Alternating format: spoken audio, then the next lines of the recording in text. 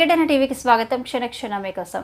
తెలంగాణ ముఖ్యమంత్రి రేవంత్ రెడ్డి బృందం సింగపూర్ పర్యటన ముగిసింది. రేవంత్ రెడ్డి నేతృత్వంలోని రాష్ట్ర ప్రభుత్వ బృందం 20వ తేదీ 3 రోజుల పాటు దావోస్లో జరగనున్న ప్రపంచ ఆర్థిక ఫోరం సదస్సులో పాల్గొననున్న నేపథ్యంలో ఆదివారంతో సింగపూర్ పర్యటన ముగించింది.